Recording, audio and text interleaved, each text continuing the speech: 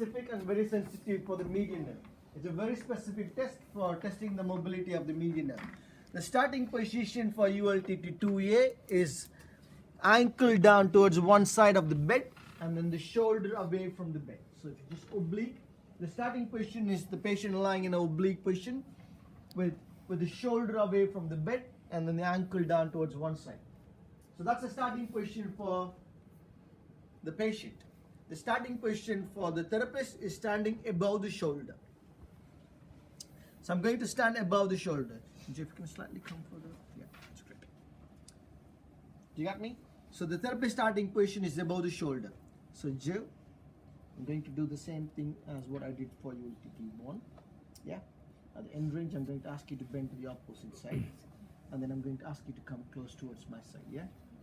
I'm just going to pull this pillow down towards this side.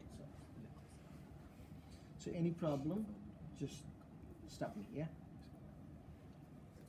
And if you feel any kind of pins and needles or burning sensation, let me know as well. Yeah. So the first is, if that's the starting position, the first step what you do for ULTT2a is using your thighs, you depress the shoulder. Okay, using your thighs, you're depressing the shoulder. Can you see that? And then the second, abduct the shoulder to 45 degrees. The next one is the maximum external rotation of the shoulder.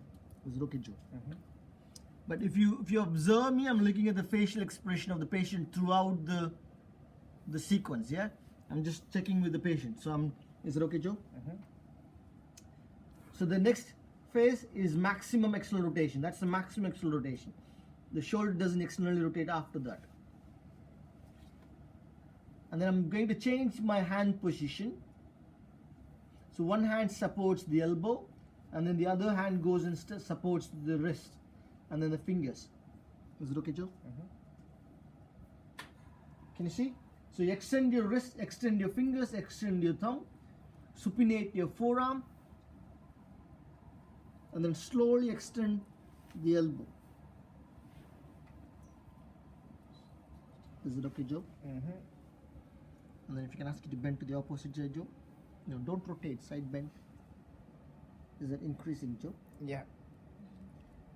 You can come back. So what at the end point, don't sustain in that position for a long period of time. So don't once you find that kind of end point, don't sustain. But bring it back.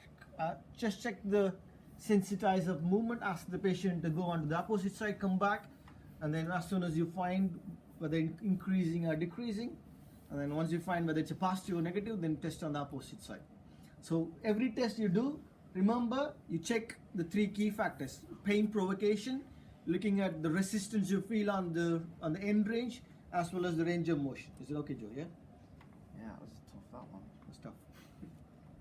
Okay.